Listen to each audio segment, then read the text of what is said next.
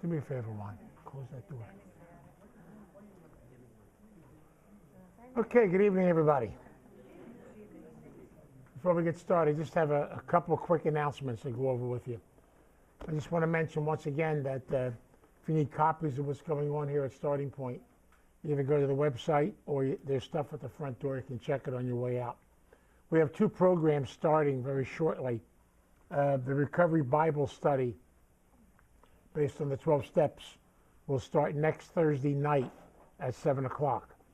Okay, if you're interested, we took sign-ups last week, but I got the sheet here again this week. If anybody's interested, just leave your name and your phone number, okay?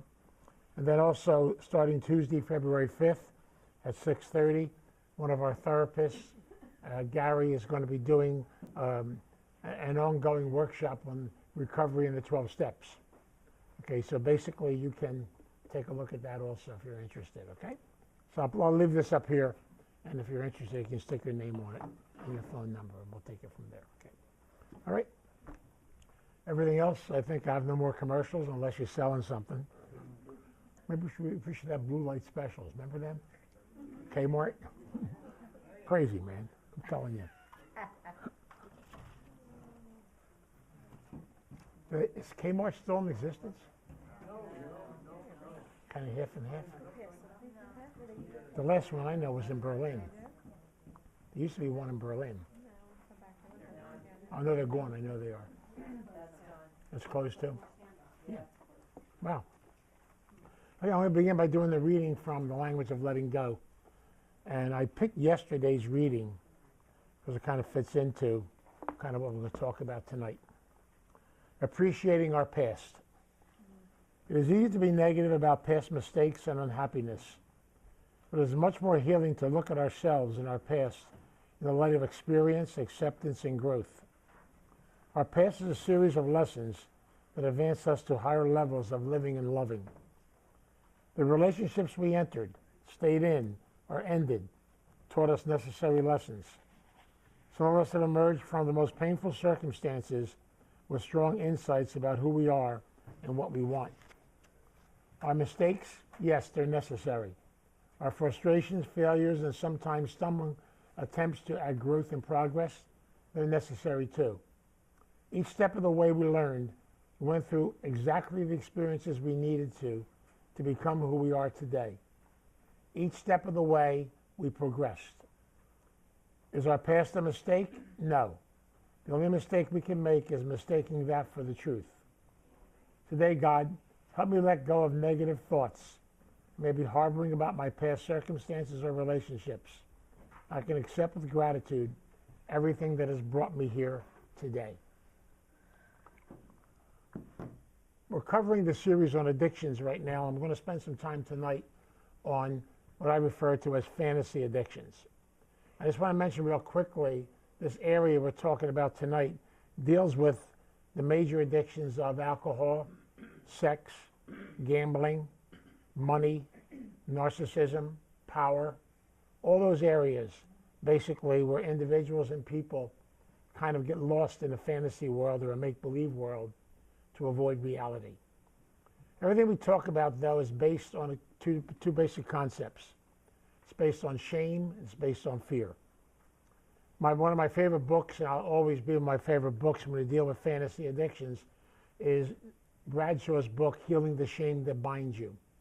It's a very powerful book, because I really truly do believe that everything we're talking about tonight fundamentally comes from elements of shame, elements of guilt, elements of fear, and the biggest thing of all, the concept of secrets. You know, we say in our program that we're as sick as our secrets, but so many of us have developed secrets and things inside of ourselves that we've buried for a long period of time.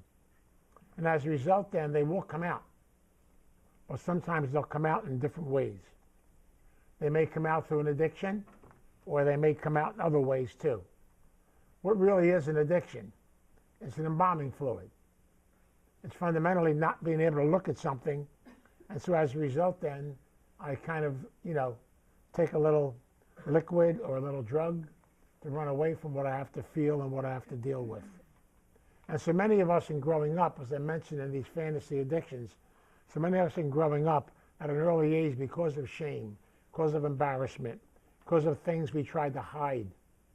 We literally have spent a lot of time either making up stories, telling stories, or very many times creating situations that weren't real. Well, to us, they became real. And I mentioned this a few weeks ago when I talked about this. We have something in psychology called disassociation. I'll kind of explain it to you as simply as I can. It's almost like when I have a part of my life that I've buried for a long period of time. It's almost like psychologically, I literally create another person to avoid looking at what I have to look at. And I can do that in very many ways. Alcoholics do it a lot of times because basically what do? We have a tendency to embalm our feelings, to shut our things off and to hide. And the scary part about it is, with many of these addictions, your life is unmanageable and your life is crazy. But you make believe it's not. And the bottom line is, you truly believe that. It's the hardest thing people don't understand in dealing with these addictions. That's why they're the toughest ones to deal with in recovery, because the majority of people that migrate towards these type of addictions have to literally fall on their face to be in the process of waking up. Because again, we're talking about secrets. Sexual addiction, a big part of it. Again, I run away from life, I deal with life by looking for the fantasy, for the insanity, or the craziness. And as a result, I literally can do all things from masturbation to going for prostitutes, all kinds of things. I live a secret life, a crazy life, an insane life. But if you ask me what I'm doing, basically very many times, I have another life. And the other life is, I run a company, I'm in good shape, I'm a mother, I'm a father. I'm going to give you an example of what I'm talking about to kind of bring this out to you. And this is kind of a true story. It's a situation I worked with quite a number of years ago. This couple lived in California. And here's the typical American couple. We had a wife, we had a husband, we had 3 kids, and the husband had a fantastic job. In fact, he had a job of high profile. As a result, then, they had no problems with money or things to that effect. His wife, on the other hand, had a secret. 18 hours a week, she was a very expensive call girl and literally lived that life for almost 9 years. And the amazing part about it was he had no idea at all what was going on. To him, everything seemed normal. He seemed like a normal person. She was involved with the PTA. She was involved in the school system. She was a pillar of the community. It's totally amazing. But she had this secret life. And so the bottom line was, one of the person that she solicited ended up being a policeman. And of course, she got arrested. And of course, all hell broke loose. And as a result, even the work that he was doing, newspapers, all the stuff that they literally had to move from California into New Jersey to be able to get help and get treatment. And I share this with you because when we deal with the concept very many times of sexual addiction, you're talking about working with individuals for a period sometimes between 2 and 3 years. It's a process we have to work with them on. And that's why it's important to try to understand it. And very many times people have to make, in these particular addictions, they have to make geographical changes in order to be able to deal with it, even though in most of our programs we talk about them not changing anything. But the bottom line is shame, guilt, and literally having to start all over again and start from scratch. They did come here, and years ago we had a gentleman here who ran our sexual addictions program, Dr. John O'Connor. And John worked with them for a long period of time. He worked with them, I worked with the families, and we thank God we were able, over a period of time, to get them into recovery and begin to put things together. And the beautiful part about it is there's a fantastic program based around a lot of this. We're familiar with AA, but we also have SA, which is Sexaholics Anonymous, which deals with these types of addictions. And the bottom line is, very many times, we don't realize it, but it's almost like I'm living in two different worlds. The bottom line is, the negative world has to be confronted. And unfortunately, most people end up with legal problems, types of problems, family problems, all these things come into being. But here's the thing you have to try to understand. Underneath of what's going on when it comes to sexual addiction, very many times individuals have secrets, things such as having been abused sexually themselves, or having gone through some severe, insane situations in their life of trauma. But there's always major, major traumas connected to them. And so as a result then, in order for us to be able to treat the disease, we have to treat the trauma. If we don't treat the trauma and go through it, that's why I did that reading tonight, because so many times there's a lot of history from the past of things they've experienced, they've gone through, that we have to eventually get them to look at them from the other perspective, to look at them in a positive way.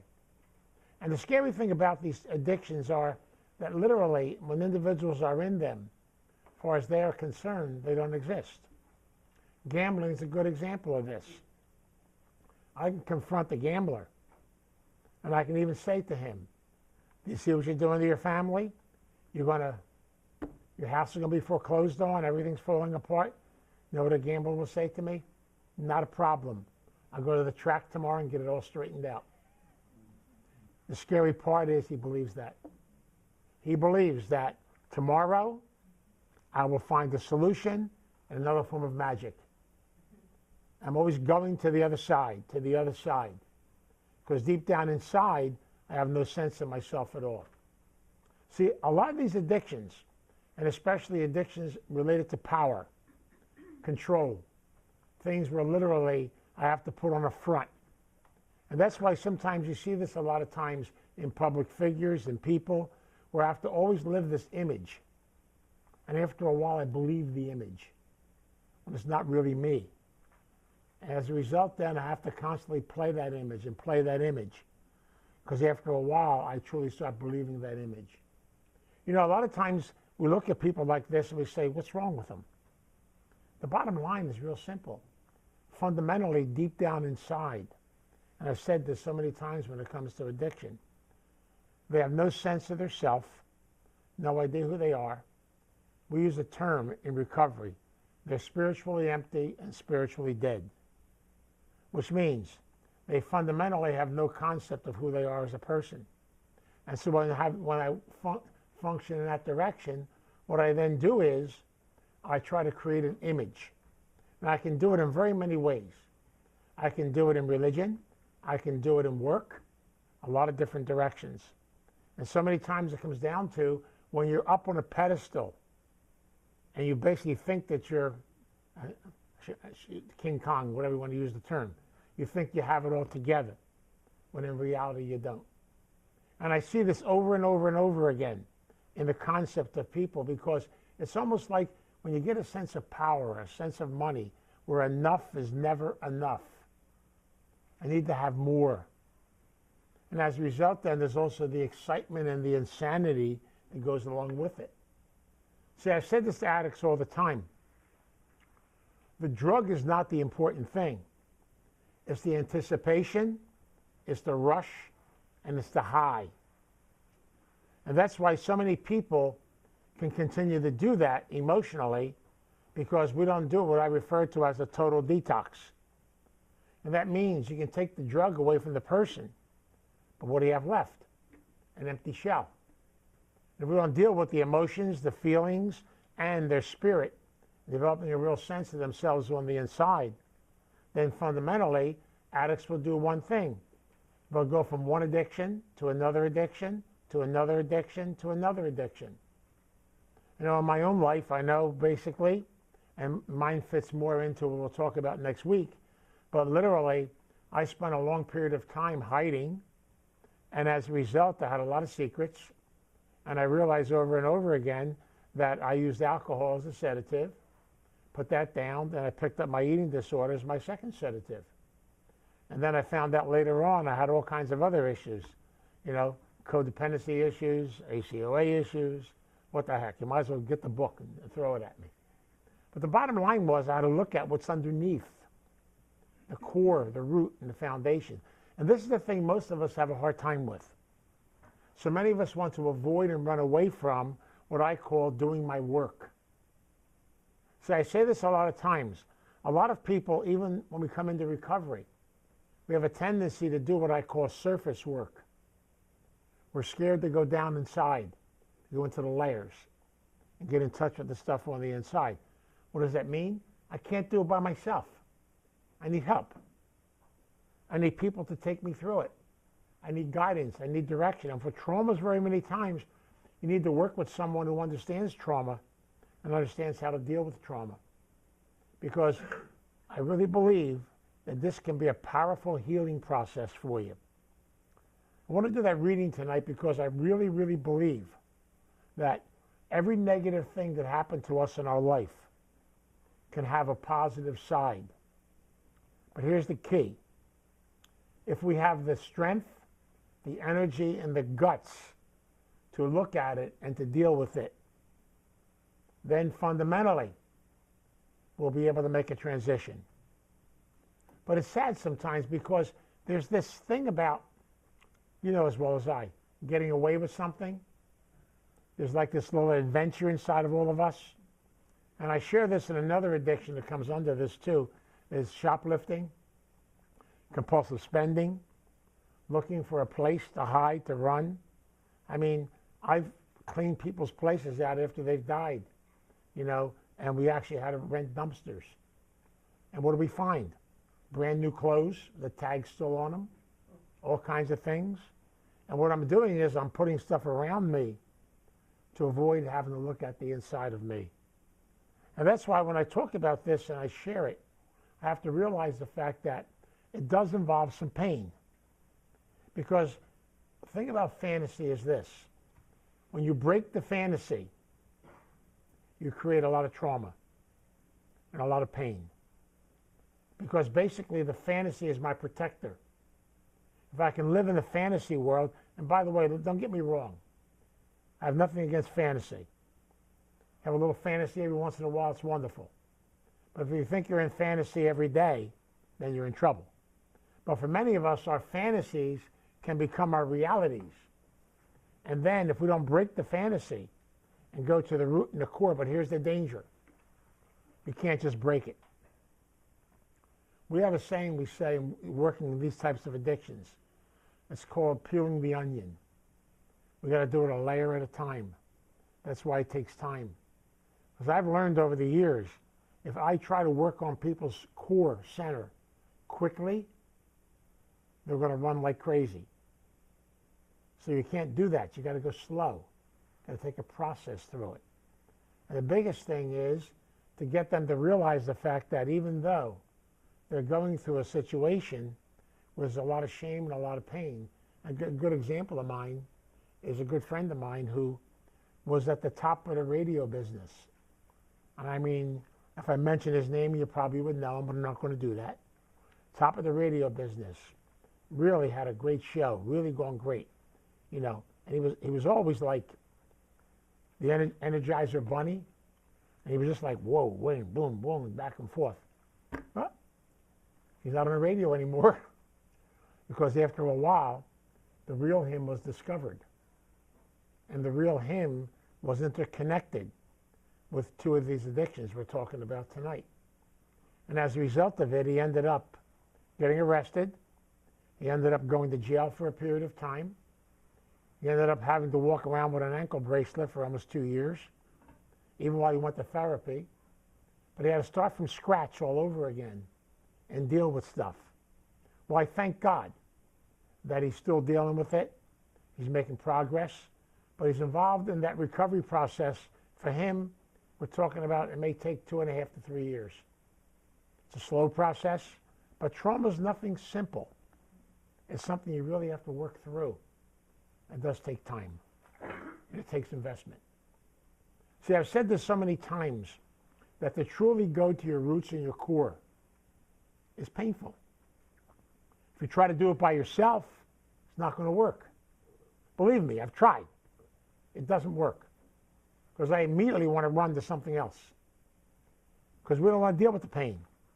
But if you do it with support, with people around you, with someone who knows what they're doing to help you process it through, then you learn a lot about yourself, you start growing, and you begin to meet the real you on the inside. See, I've said this so many times that people a lot of times have a tendency to want to portray an image.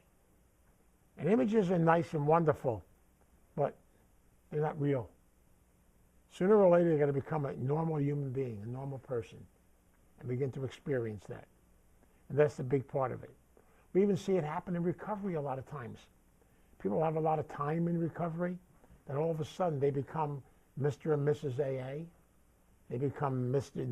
The king of the roof and everything else. And you got to, come on, calm down. Come back to earth. Come back to simplicity. Come back to basics. One of my favorite people, God rest his soul. I'm getting to that age now where I'm starting to say God rest their soul a lot. You know, it's unbelievable. But the concept, with the people around me, is it's scary.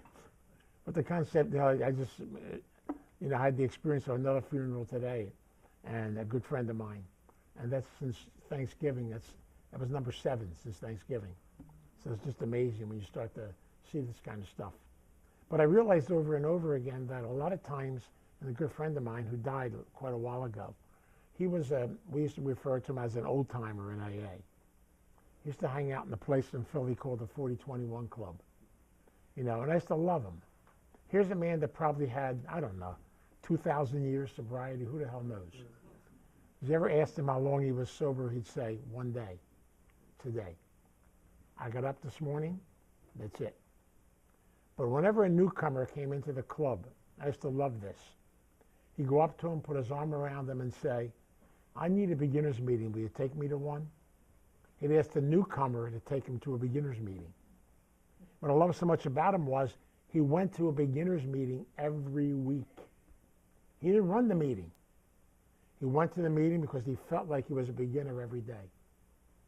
See, I call that powerful, simple, down to earth. We have a term called back to basics. They keep going back to basics, to the fundamentals. Because we can get very cocky. We get into a point where we think we have it all together. Then that intellect takes over. And as a result, then, I look at these addictions from a totally different point of view. No matter what the addiction is, I can see it as something positive, not something negative. It takes a lot of us as addicts to be able to take time to be able to get to that point. But I realize they're all teachable moments.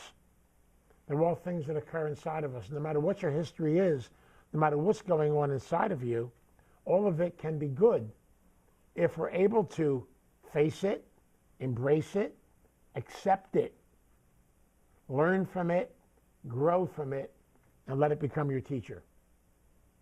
I've often said that everything we went through in life, no matter what it is, even these things I'm talking about tonight, and sometimes people have to get hurt, and that's okay too.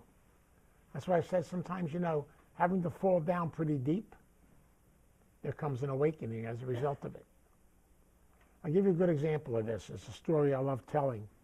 There's a saint in the Catholic Church. His name is St. Augustine, or people refer to him as St. Augustine.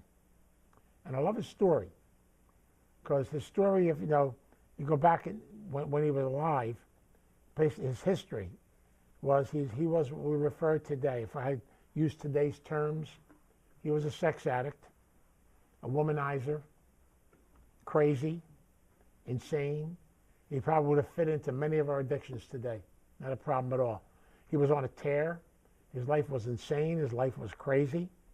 And he got to such a point in his life where the emptiness, the loneliness caught up to him. And he talks about something which I really love talking about, especially when I get to these addictions. He got to a point in his life, he went into a state of despair. We have a term for that in the program. We call it the dark night of the soul. He went down into the hole. He was on the verge of committing suicide because he felt like he had no place else to go. And he got down on his knees and he said, "Somebody, please help me." And he tells the story that a hand reached out and grabbed him by the shoulder and pulled him up. You don't even know where the hand came from. And that hand, for some reason, touched him, and he began a journey on the other side. He had to deal with a lot, because I really believe that every one of us has to go through what I call our dark night. And I find this interesting because when I was in the seminary, and I'm going back now, there is a 15th century writer. His name was St. John of God. He wrote a very different thesis called The Dark Night of the Soul. Please don't read it.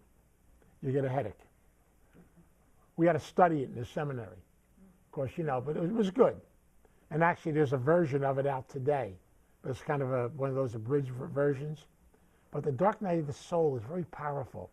And he really talked in his dissertation about the fact that every human being on the face of this earth, they're going to go through a growth process. Has to go through what they refer to as the dark night. You got to go into the hole. You got to go through the pain and go through the struggle to begin the journey on the other side. And St. Augustine became a saint in the Catholic Church. He definitely went to the other side. In fact, if you go to a meeting today, a 12-step meeting called Sex and Love Addicts Anonymous, it's actually referred to as the St. Augustine Fellowship. It's actually named after him. It's totally amazing. And I find that really interesting because it's almost like some of the greatest people in this world, you know, the simple people, I call them, went through the emptiness, the loneliness, the hurt, and the pain, and were able to face it and embrace it. You know, I learned something through the 12 steps of this program, that if I truly have the guts, and I always tell people this, it takes guts. It takes work. Nothing ever comes to you magically. You know, I think too many times, and when we deal with these addictions, we're looking for a magic cure. We're going to get a magic wand or wave it over your head. It doesn't work. There is no magic. There's work.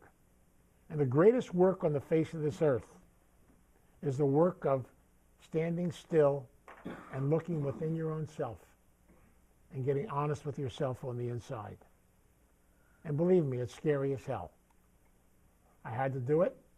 I didn't like doing it. I tried to avoid doing it for a lot of years. But I realized today, if I didn't do it, my life wouldn't be where it is today. But you know, there's almost like the reward that comes on the other side. Because we all have our stuff. Come on.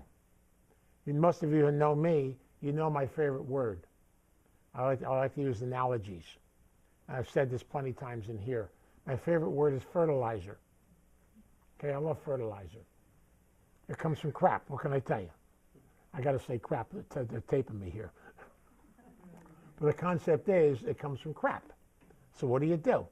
Take old-fashioned manure, and you process it. It becomes vitamins and minerals for things to grow. Wow. Isn't that powerful? I learned that from my dad, by the way. He was a farmer in the city, in our backyard in Camden, and the railroad yards. What can I tell you? You know, when the old-timers came from the old country, they brought their stuff with them. My father had 3 farms, all in the city of Camden. It's totally amazing. You come down to it. But I laugh about that stuff today because I really believe the principle is the same. And just every one of us in this room has our crap, if you want to use the term, or our stuff. And our stuff is our stuff. It don't belong to anybody else but to us. And if I have enough guts to take the time with the help of others to process it, to really take an honest look at it, and be able to realize this is me, it belongs to me. If I can process it, it can become my fertilizer for recovery, which means I can actually, from it, discover the real me on the other side. But again, it involves investment, it involves work, but it also involves patience. See, what I'm talking about is not something you do magically. And this is one of the problems we have when it comes to addiction, because we have these compulsive natures. You know, I'm an expert at this. I got one. But it's just interesting how we have this compulsion inside of us. And I want to do it right away. Get it done right away. No, slow down. Take your time. My father used to say, bien, little bit at a time. And you know, I had a great sponsor in my OA program. I love him. Beautiful guy. You know, God rest his soul too. Here we go again. But the bottom line is, he used to say something to me all the time. He used to say, Vince, recovery is inch by inch by inch by inch. A little bit, a little bit, a little bit. He used to say, if you grow that much today, you've made progress. And that's enough. I used to joke with him and say, about if I grow that much? He said, no, that much. He kept grabbing my fingers and putting them back down here. He said, don't do too much. He used to say, get up in the morning, thank God that you're alive. Say your prayers, ask for help every day. Do the best you can at whatever you do during the course of the day. If you run into problems, face them, deal with them. Work through them the best you possibly can. Take the time to share with others. Do some service. Give to others. At the end of the day, take a little inventory and see if you made a little bit of progress. What did you learn today? Did you grow a little bit today? You got a whole lifetime ahead of you. Take your time. And I love that concept because when dealing with the addictions we're talking about tonight, these are pretty powerful addictions. These are what I call the scary addictions. And we get caught up in them because basically we have so many secrets, so many unfinished business inside of ourselves. We have the garbage can we haven't dealt with. You know, and it's okay to be able to deal with it. But I want to be honest, it's scary. I avoided it for 44 years. You know, what the heck? I take my time. And I finally began to deal with it. But again, like everything else, I had to go through a change. And I find it really interesting because I was working in the field of addiction. But I really wasn't really doing my own work. And I can remember when my youngest stepdaughter was in treatment in Chicago for anorexia and bulimia. My wife and I did a week-long family program. And during the program, a therapist worked with us. And the therapist actually said to me, she said, you know what? You got a great future, she said to me. You're really involved in what you're doing, she said. But you know what? Can I give you a suggestion? Go work on yourself, will you? I said, what do you mean? She says, go work on your eating disorder. Go work on the stuff you have to work on. You know what? She was a messenger from God. I really believe it. You know, she's the one who started the process. I have many great messengers in my life that started the process, but they all did Italian therapy on me. They gave me a kick in the right spot and told me to wake up and to experience it. I love those people today. I really do. I didn't like them then, by the way, but I like them now. I realize sometimes, you know, the people that sometimes are tough on us, the ones that are honest with us, but they do it with love, you know, sometimes we get upset at them. But I've learned over the years, the people I get upset at are actually the ones they need to listen to. God works in mysterious ways. And I really believe that sometimes we need to be able to go into that hole like St. Augustine. Go into the pit and feel that pain to be able to come out of the pit. And it's not an easy journey. You know, in studying the dark night of the soul, I understand it a lot more now than I did when I was in the seminary. When I was in the seminary, I did it because I had to do it. Now I understand it. Isn't it amazing how weird we are? We hear all these beautiful messages. They come to us all over the place. But then we've got to go out and beat the hell out of ourselves and then come back and then finally hear the messages. It's amazing, isn't it? But that's all right. Maybe that's the way it's supposed to be. That's what the process is really all about. And so many times we've got to beat the hell out of ourselves and keep trying to find the answer. We're going to find the answer. We're going to find the answer. And there is no answer. There's just a journey of life. I'm going to find it. What are you going to find?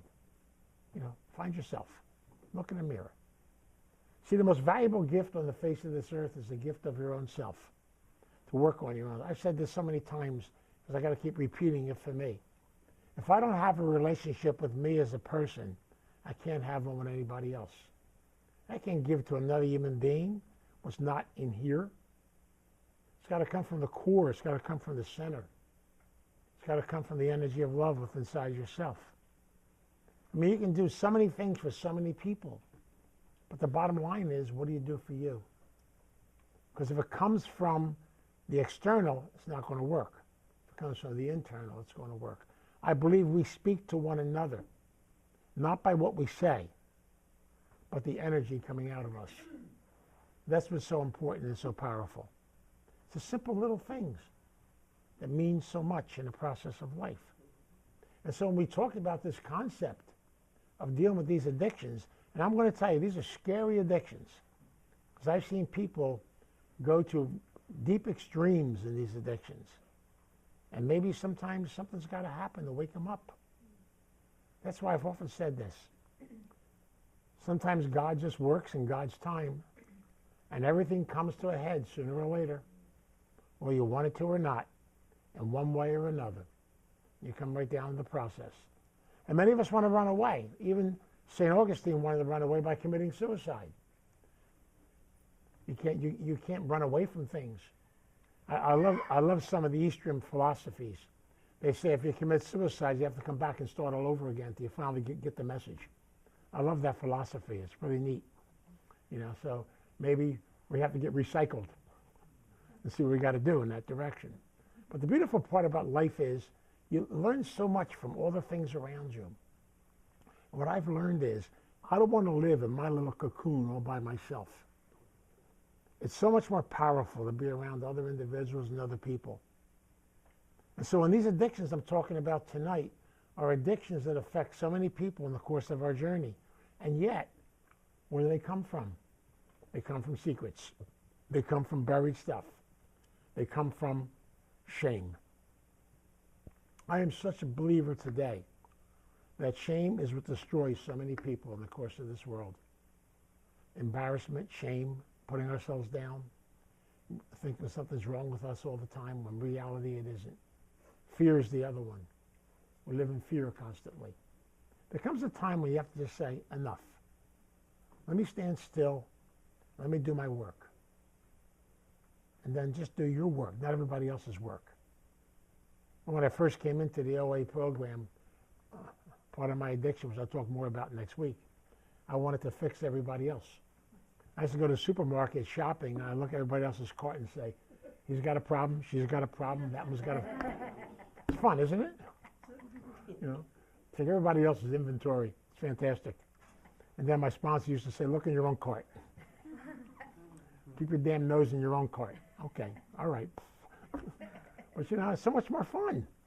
You know, so much easier to look on and say, oh, I'm not as bad as he is. Sheesh, me. God, look at that sucker. I'm not that bad. You know, yes, you are. You're worse because you don't know you're that bad. See how it works in that direction?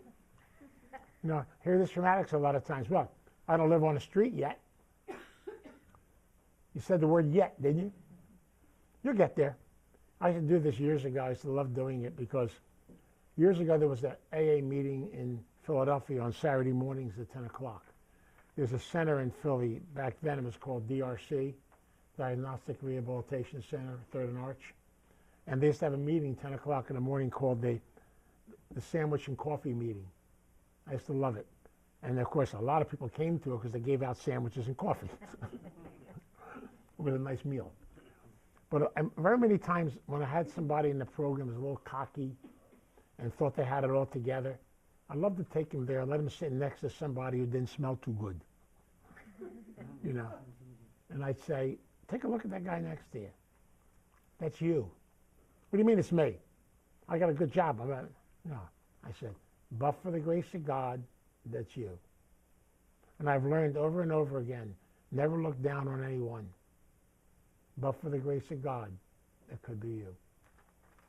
And accept the reality of what is in your life, do the best you possibly can do. We look at these fantasy addictions, you know, try not to live in the world of fantasy. And I know it's hard sometimes because to come out of these fantasies, to deal with the shame, the guilt, and the stuff that goes on, takes time. But you have to deal with it physically, emotionally, and spiritually. have to deal with all aspects of it. And that's why every addiction we talk about is a threefold disease: physical, emotional, and spiritual.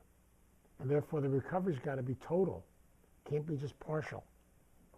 And I say this a lot of times to the addicts when I'm at the rehab, and I was there yesterday, and I say to them, you know, you're in a rehab and you just got detox, so you're like 7 days away from a drink, 8 days away from a drink or a drug. I says, you're not in recovery. What do you mean I'm not in recovery? I'm not using? So you're not in recovery. I says, you're dry. Now the work starts. Now you got to go back into reality. Now you got to be able to do this. You know, and they look at me, oh God, this man's crazy. I said, no, I'm not. I always tell them, I mentioned to you before, the two curse words of addicts: reality and responsibility. Scary, man. Curse words, unbelievable. And yet, it's what it's all about. You know, I got to look at the reality of me every day. And I hope and pray. I pray every day that I don't stop growing, that I keep growing. It's my prayer every day. I hope to God, like Richard told me a long time ago, I hope to God that I learned something new today. And God, did I. You know, did a funeral today of an old friend of mine, and I was telling stories about him. And after I told the stories, I realized I was telling stories about me, even though they were about him. It's just interesting how these things open up doors inside of you. You know, and just to be around individuals like that is just unbelievable. You know, and I have a lot of gratitude today for so many people that have gone through the journey in my life, and that's one of the reasons why we have all these things hanging on the wall back here. They're all people that have come through our doors at one time or another. And last time we checked, there's 670 of names on those walls. You know, and there's more of them on our doors on different rooms out there. And they're all family. They're all connected together. And I'm going to be starting something next week, because I used to do this in private, but I'm going to change it. Next week at the 7 o'clock lecture, before we actually start it for about 3 minutes, I just want to do a little prayer service for everybody on these walls. It'll be a 2 or 3 minute prayer service, because I think it's something we can all experience. And I've been doing it for a long time now, just coming here privately and doing it, but I think it'll be better. I want to try to make it kind of a tradition of the 7 o'clock lecture. It'll be a couple of minutes, but I think that's important to always remember that so many have gone before us to help us and to help us to grow as people. You know, we just got a beautiful thing of the founders of the program up there. We just put it up, and it's kind of beautiful to see so many men, and boy, did they have their idiosyncrasies. They're a little eccentric. They had all kinds of problems. Isn't it great? They're just like us. It's fantastic. So do me a favor, will you? Just be yourself. Enjoy each day. You wake up in the morning, look in the mirror and say, hi. And for some of us, I know it's hard. But just say hi and give yourself a hug. Start the day. Say your prayers. Do the best you possibly can do. And I know all these addictions are scary, but at the same time, they're just addictions. And if we truly work on ourselves on the inside, then we'll learn a new addiction. People have always said to me, you know, an addict is an addict. So what am I addicted? I'm addicted to recovery today. What the hell? New addiction. Now, I tell you a story. A lady called me up. She was writing a book. I want to interview you. I said, okay. What do you want to interview me about? I'm trying to prove in my book that AA and 12-step programs are an addiction. I said, okay. She said, what do you think? I said, yeah, they are. She said, well, what do you mean, yeah, they are? I'm supposed to argue with her, I guess. I said, they're an addiction, but they're a good addiction. I try to explain to her. I always say the term, an addict is an addict is an addict. Congratulations. So if I'm an addict, I gotta be addicted to something. So I might as well be addicted to recovery. What the hell? You know. So she didn't like me because I wasn't debating with her. I said, that's good. Put it in your book. It's fantastic. You know, and I can laugh at stuff today. I can enjoy life today. You know, I can run around and do crazy things. I can measure his mustache every week. It's fantastic. I love that mustache. I can't help it. I can have so much fun with people today. You have to learn, you know, live life to the best you can every day. Laugh every day. Look at every day as a gift. You know, love, share with others, be connected. You realize everything else will find its way, and it always does. I find this so many times in the course of the journey of life. Every addiction, no matter what we talk about, has a silver lining on the other side. If we may have to go through some pain to get to that lining, but the lining is there. And that's why I look at all this stuff as just another way of growing and learning things about yourself as a person. Because every one of us in this room is one of God's miracles. Every one is a special, beautiful human being. Every one of us is on a journey. Do the best you can on the journey. Have fun, enjoy life, and let's see what happens. I want to kind of cover the third phase of the addictions next week and talk about caretaking. And that lecture will go from 7 o'clock till midnight. I've become the expert on that one. Not really, but we'll work on that next week. Okay. I do want to mention two things tonight before we close. We do have a Naranon meeting every week at 8 o'clock. It's down the hall here. Feel free to be part of that if you choose to be so. And most of you know what Naranon is, right? It's for family members of drug addicts. It's the same as Al-Anon. Same principles, same concepts. And also at 8 o'clock, we have meditation class. You're welcome to participate in it. And you can check Jerome and see if the room's available or not, but we'll find out when you get over there. So, okay. Look for that smiling face. He'll show you where the room is. You have a meditation class. And go from there. Okay? Listen, thanks for coming out tonight. Hope that it helped. And keep me in your prayers. I'll keep you in mind. And just keep it simple. And remember the simple principle. Don't look at addictions negatively. Look at them as just moments of growth. We can learn from everything in the course of life. And sometimes failure is beautiful because it means we want to grow. Okay? Have a good night, everybody. We're going to close by simply joining hands, and we'll say the Serenity Prayer. Can you push that button and shut that off? In the back. See it? Right in the middle.